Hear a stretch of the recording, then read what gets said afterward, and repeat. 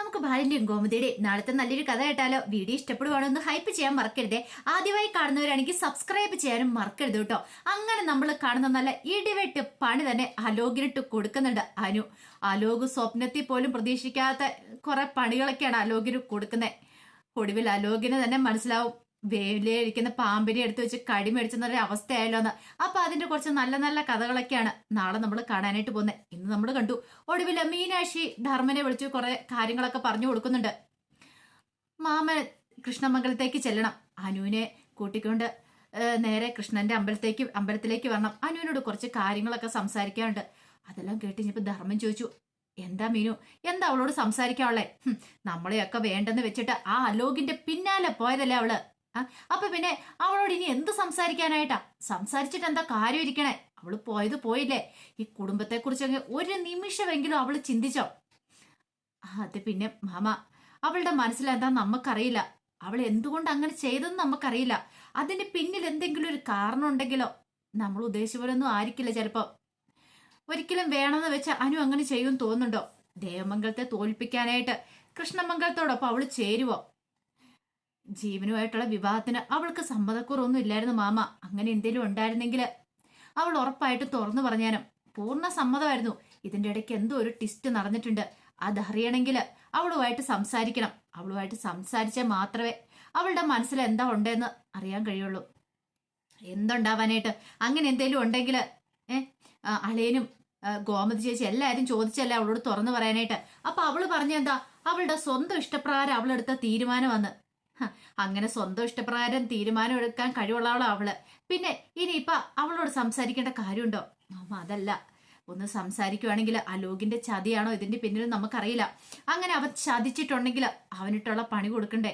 അത് കേട്ടപ്പോ ധർമ്മനും തോന്നി, ശരിയാണ് മീനു പറയുന്നതിലും ശരി, ഞാൻ പോവാം, ഇത്തിരി കഴിഞ്ഞിട്ട് ഞാൻ അങ്ങോട്ടേക്ക് പോകാന്ന് പറഞ്ഞു. പിന്നെ ഒരു കാര്യമുണ്ട്, ഇനി നമ്മൾ അവളോട് സംസാരിക്കാൻ പോകുന്ന കാര്യം ആ വീട്ടിലാരും അറിയാൻ പാടില്ല എന്ന് പറഞ്ഞു. ശരി, ആ കാര്യമൊക്കെ സമ്മതിച്ചു. ഇതേ സമയം സുകന്യക്ക് നല്ല ടെൻഷനുണ്ട്. ദൈവമേ, തന്റെ കള്ളത്തരങ്ങളെങ്കിലും പൊളിയുവോ? താനാണ് ഫോൺ കൊടുത്തത് അനുവിന്. പക്ഷേങ്കിൽ താനും കൂടെ ചേർന്നിട്ട് ഇങ്ങനെ ഒരു നാടകം കളിക്കുന്നത് അറിഞ്ഞു കഴിഞ്ഞിട്ടുണ്ടെങ്കിൽ വെറുതെ ഇരിക്കില്ല.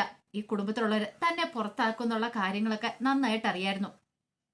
ഈ സമയം അനു രാവിലെ എഴുന്നേറ്റ് കുളിയെ കഴിഞ്ഞു വന്നു. കുളിക്കാൻ താല്പര്യമൊന്നും ഉണ്ടായിരുന്നില്ല. പക്ഷെ അങ്ങനെയല്ലല്ലോ, താനിപ്പോ പുതിയ പെണ്ണ, ഇവിടെ പുതുപ്പെണ്ണാണ് താനും. അപ്പൊ മറ്റുള്ളവരെ ബോധിപ്പിക്കാനായിട്ട് ഒന്ന് അഭിനയിച്ചല്ലേ മതിയാവുള്ളൂ. അപ്പൊ അതിനു വേണ്ടിയിട്ട് കുളിയെല്ലാം കഴിഞ്ഞു വന്ന് ഒരു പൊട്ടൊക്കെ എടുത്ത് തൊട്ടുകൊണ്ടിരിക്കുകയാണ്.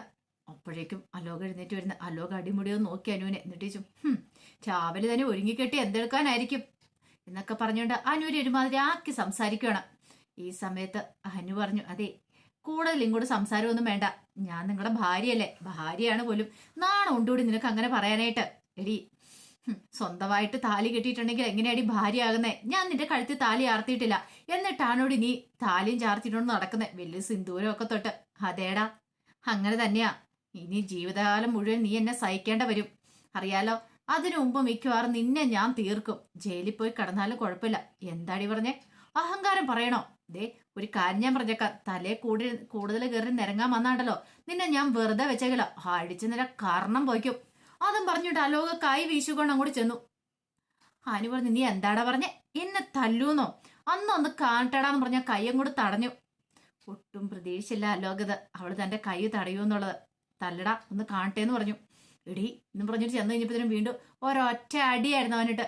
പിന്നീട് അവന്റെ കീഴ്നാഫി നോക്കി ഒരു ഒറ്റ തൊഴി കൊടുത്തു. അയ്യോ എന്നും പറഞ്ഞു ഒറ്റ അലർച്ചയോടുകൂടി അലോക് പെട്ടെന്ന് ബെഡിലേക്ക് വീണുപോയി. അലോക് ഇത്രയ്ക്ക് പ്രതീക്ഷിച്ചിട്ടുണ്ടായിരുന്നില്ല ഇങ്ങനെ ഒരു നീക്കം. അവന് തോന്നി കീഴ്വയറ് പൊട്ടിപ്പോയെന്ന്. ദൈവമേ, ഇനി തന്നെ ഒന്നിനും കൊള്ളത്തില്ല എന്നൊരു ചിന്തയായിരുന്നു അവന്റെ മനസ്സിൽ. അപ്പൊ ഈ ഒച്ചപ്പാടും ബഹളവും ഒക്കെ എല്ലാരും കേൾക്കുന്നുണ്ടായിരുന്നു താഴെ. ഈ അലോകിന്റെ കരച്ചിലും കാര്യങ്ങളൊക്കെ.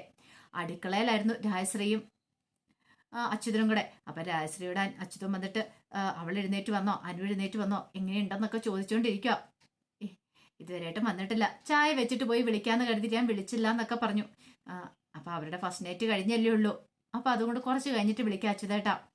അങ്ങനെയൊക്കെ സംസാരിച്ചുകൊണ്ടിരിക്കുന്ന സമയത്താണ് മുറിയുന്ന അയ്യോ അയ്യോ എന്നുള്ള അലോകിന്റെ കരച്ചിൽ കേൾക്കുന്നത്. അപ്പോഴേക്കും അച്യുതൻ പറഞ്ഞു, അത് അലോകിന്റെ ഒച്ചപ്പാടിലടി കേൾക്കണേ. ഈ പിള്ളേരുടെ ഒരു കാര്യം പറഞ്ഞിട്ടുണ്ടെങ്കിൽ ഇന്നത്തെ കുട്ടികൾക്കൊക്കെ ഇങ്ങനെയാ, നേരം കാലമൊന്നും ഇല്ല. ഈ പറയുന്ന രാജശ്രീ ഓർത്ത വേറെന്തോ കാര്യമായിരിക്കുന്ന അവർ തമ്മിൽ കൊഞ്ചു കുഴഞ്ഞ് ഒച്ചപ്പാടും ബഹളം ഉണ്ടാക്കുന്നതായിരിക്കുന്ന ഓർത്തെ. പക്ഷെ അലോകനിട്ട് നല്ലവണ്ണം കിട്ടുന്നുണ്ടെന്നുള്ള കാര്യം അറിയത്തില്ല. ഇത്തിരി കഴിഞ്ഞപ്പോഴും വീണ്ടും ഒച്ചപ്പാട് കേട്ടപ്പോൾ പെട്ടെന്ന് ഇന്ദിരാമയും നന്ദിതയും അവരെല്ലാരും കൂടെ അങ്ങോട്ട് ഓടിച്ചെന്നു.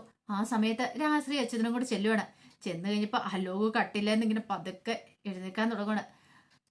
അവിടെ അനു നിൽക്കുന്നുണ്ടായിരുന്നു. പെട്ടെന്ന് ഇന്ദിരാമ്മ ചോദിച്ചു, എന്താ എന്താ ഇവിടെ ഒച്ച ബഹളമൊക്കെ കേട്ടെ, എന്താടാ അലോകെന്ന് ചോദിച്ചു. അപ്പോഴേക്കും അനു പറഞ്ഞു, അല്ല അത് പിന്നെ മുത്തശ്ശി ഒന്നുമില്ല എന്നൊക്കെ ഒരു നാണത്തോടു കൂടി പറയാണ്. അത് കേട്ടപ്പോൾ ഇന്ദിരാമ്മയ്ക്ക് തോന്നി വഴക്കും കാര്യങ്ങളൊന്നും അല്ല, അവരുടെ ശൃംഗാരമാണ്. നന്ദിത പറഞ്ഞു, ഈ ചെറുക്കൻ്റെ ഒരു കാര്യം, എടാ ഇതെന്താടാ, ഇതിന് ഒരിതില്ലേ, നേരം കാലമൊന്നും ഇല്ലേ എന്നൊക്കെ നന്ദിത പറഞ്ഞു. അങ്ങനെ കളിയാക്കുന്നൊക്കെ ഉണ്ട്. അവരൊക്കെ ഒരുമാതിരി കളിയാക്കി നോക്കി ചിരിച്ചിട്ട് അങ്ങോട്ട് പോകുമ്പോൾ അച്യുതന് ചില സംശയങ്ങളൊക്കെ ഉണ്ടായി. അവർ പുറത്തേക്ക് ഇറങ്ങി കഴിഞ്ഞപ്പോൾ അനു പറഞ്ഞു, കണ്ടില്ലേ എല്ലാവരും ഓടി വന്ന കണ്ടോ നിന്റെ കരച്ചില് കേട്ടിട്ട്. ഇനി നീ ഇങ്ങനെ കടന്ന് ഒച്ചപ്പാടുണ്ടാക്കിയിട്ടുണ്ടെങ്കിൽ അലോകെ നീ ആയിരിക്കും നാണം കെടാൻ പോന്നെ. എനിക്ക് ഒരു കുഴപ്പമുണ്ടായിരിക്കില്ല. ഇപ്പൊ കിട്ടിയതിന്റെ ഇരട്ടി നിനക്ക് കിട്ടും. തുടങ്ങിയിട്ടുള്ളൂ, വടിവെട്ടാൻ പോയിട്ടുള്ളൂ, അടിയൊന്നും ആയിട്ടില്ലടാ. ഇനി ഓരോ ദിവസം ഇങ്ങനെ തന്നെ ആയിരിക്കും. എന്റെ നേർക്കെങ്ങാനും കൈ പൊക്കിക്കൊണ്ട് വന്നാ ആ കൈ ഞാൻ വെട്ടും, പറഞ്ഞു കേട്ടല്ലോ. ഇനി ഒരു താക്കീത് ഉണ്ടായിരിക്കില്ല. മര്യാദയ്ക്ക് ഞാൻ പറയുന്ന അനുസരിച്ച് ഇവിടെ കിടന്നോണമെന്നൊക്കെ അലോകിന് താക്കീത് കൊടുക്കുക. അലോകൻ ഞെട്ടി പറിച്ചു പോയി. ദൈവം, ഇനി ഇവിളെങ്ങാനും തല്ലിന്ന് പറഞ്ഞിട്ടുണ്ടായിരുന്നേ താൻ നാണം കിട്ടുപോകാനും തന്റെ വീട്ടുകാരുടെ മുന്നിൽ അത് പറയാൻ പറ്റില്ലല്ലോ. അനു അത് പറയുകയും ചെയ്തു. നീ എങ്ങാനും തല്ല് കിട്ടിയെന്ന് പറഞ്ഞിട്ടുള്ള നാണക്കേട് നിനക്ക് തന്നെയാ. പെണ്ണുങ്ങളുടെ കയ്യിൽ നിന്ന് തല്ലി മേടിക്കാന്ന് പറഞ്ഞാലേ അതത്ര സുഖമുള്ള ഏർപ്പാടൊന്നും അല്ല. അതുകൊണ്ട് പത്തി താഴ്ത്തി പഞ്ചപുച്ഛം അടക്കി എന്റെ മുന്നിൽ നിന്നോണം. എന്നോട് ചെയ്ത ചതിക്കും എന്റെ കുടുംബത്തോട് ചെയ്ത് ചതിക്കും പലിശയും കൂട്ടുപലിശയും ചേർത്തായിരിക്കും ഞാൻ നിനക്ക് തരണേ. എന്തേലും പറയാൻ പറ്റുമോ അലോകിനോ? മിണ്ടാ നിന്ന് കേൾക്കാനും കൊള്ളാനേ പറ്റുള്ളൂ. ഇവള് പറഞ്ഞതുപോലെ ചെയ്യുന്നുള്ള കാര്യം ഉറപ്പായി. തലേ രാത്രി കത്തി കാട്ടി ഭീഷണിപ്പെടുത്തിയതാ. ഇന്ന് അതിന്റെ ബാക്കിയാണ് വന്നിരിക്കുന്നത്. ഒന്നും വയ്യാത്ത അവസ്ഥയിലായി. ആ സമയത്ത് വല്ലാത്തൊരു ബുദ്ധിമുട്ടിലായിരുന്നു ഗോമതിയാണ് നേരെ ചൊവ്വ ആഹാരം കഴിക്കുന്ന പോലും ഇല്ല. മീനാക്ഷിയും ഇത്രയൊക്കെ നിർബന്ധിക്കുന്നുണ്ടായിരുന്നു. പക്ഷെ ആഹാരം കഴിക്കാൻ ഗോമതി കൂട്ടാക്കില്ല. ഗോമതി പറഞ്ഞു, എനിക്ക് വേണ്ട, എനിക്കിപ്പോൾ വിശക്കുന്നില്ല എന്നൊക്കെ പറഞ്ഞുകൊണ്ട് ഒഴിഞ്ഞു മാറുവാണ്. ആ സമയം മീനാക്ഷി പറഞ്ഞു, അമ്മയ്ക്ക് എത്ര സമയം ഇങ്ങനെ വിശപ്പില്ല എന്ന് പറഞ്ഞിരിക്കാൻ പറ്റും? ഫുഡ് കഴിച്ചാൽ മതിയാവുള്ളൂ. അനുവിൻ്റെ കാര്യമൊന്നും ഓർത്ത് ടെൻഷൻ അടിക്കണ്ട. ഇനിയിപ്പം അവൾ അങ്ങനെ ഒരു തീരുമാനം എടുത്തിട്ടുണ്ടെങ്കിൽ അതിൻ്റെ പിന്നിൽ എന്തെങ്കിലും ഒരു കാരണം കാണും. അമ്മയൊന്ന് സമാധാനിക്കാൻ പറഞ്ഞു. അതിനുശേഷം മിത്രയുടെ അടുത്ത് മിത്രയുടെ കാര്യങ്ങൾ പറയണേ. മിത്രേ, നമുക്ക് കൃഷ്ണൻ്റെ അമ്പലത്തിൽ വരെ പോകണം. ഞാൻ മാമനോട് കാര്യങ്ങൾ പറഞ്ഞിട്ടുണ്ട്. എന്ത്? അതെ, അനുവിനെ കൂട്ടിക്കൊണ്ട് അങ്ങോട്ട് വരണമെന്ന് പറഞ്ഞിട്ടുണ്ട്. അവിടെ വെച്ച് അനുവിനോട് നമുക്ക് സംസാരിക്കാം. എന്തുകൊണ്ടാണ് അവൾ ഇങ്ങനെ ഒരു തീരുമാനം എടുത്തതെന്ന് അറിയണമല്ലോ. ഇതിന്റെ പിന്നിൽ ആ അലോകിന്റെ കൈകളാണെങ്കിൽ നമ്മൾ വെറുതെ വിടാൻ പാടില്ല എന്ന് പറഞ്ഞു. മിത്ര പറഞ്ഞു, എനിക്കും തോന്നുന്നുണ്ട് ചേച്ചി അതെന്ന് പറഞ്ഞു. കുറച്ച് കഴിഞ്ഞപ്പോഴത്തേനും ധർമ്മൻ കൃഷ്ണമംഗലത്തേക്ക് ചെല്ലുവാണ്. ചെല്ലണ സമയത്ത് അനുവാണ് ഇറങ്ങി വരുന്നത്. ധർമ്മനെ കണ്ടു കഴിഞ്ഞപ്പോഴത്തേനും അനുവിന്റെ കണ്ണൊക്കെ പെട്ടെന്ന് നിറഞ്ഞു വന്നു. ധർമ്മനാണ് രൂക്ഷമായിട്ട് അനുവിനെ ഇങ്ങനെ നോക്കുവാണ്. നീ കുടുംബത്തെ മൊത്തം ചതിച്ചിട്ട് ഇറങ്ങി പോയവളല്ലേടി എന്നുള്ള രീതിയിലുള്ള നോട്ടമാണ് നോക്കുന്നത്. പക്ഷേ എങ്കിൽ അനുവിന് ധർമ്മനെ കണ്ടു കഴിഞ്ഞപ്പോൾ സങ്കടമാണ് വന്നത്. ഇത്ര സമയം മനസ്സിൽ അടക്കി വെച്ച ആ അലോകിലുള്ള ദേഷ്യവും കാര്യങ്ങളൊക്കെ അതൊക്കെ ഒരു നിമിഷം കൊണ്ട് അവൾ മറന്നുപോയി. അവളുടെ മനസ്സിൽ ഇപ്പം ധർമ്മനും ദേവമംഗലും മാത്രമേ ഉള്ളൂ. പെട്ടെന്ന് ഒരാളെ ഇഷ്ടപ്പെട്ട ഒരാളെ കണ്ടു കഴിഞ്ഞപ്പോൾ ആ ഒരു സന്തോഷം അനു ഓടി വന്ന് ധർമ്മനെ കെട്ടിപ്പിടിച്ച് ഒറ്റ കരച്ചിലായിരുന്നു. ധർമ്മന് എന്ത് ചെയ്യണമെന്ന് പോലും അറിയത്തില്ലാത്തൊരവസ്ഥയപ്പോ ഇത്രയ്ക്ക് പ്രതീക്ഷിച്ചിട്ടുണ്ടായിരുന്നില്ല. അനു വന്നു കഴിയുമ്പോൾ എന്തേലുമൊക്കെ മുട്ടായിക്ക് വർത്താനം പറഞ്ഞ് നിൽക്കും, ന്യായീകരിച്ച് നിൽക്കും എന്നൊക്കെ പ്രതീക്ഷിച്ച ധർമ്മന് മുന്നിൽ അനു ധർമ്മനെ കെട്ടിപ്പിടിച്ച് കരയാ മാമാന്ന് പറഞ്ഞുകൊണ്ട്.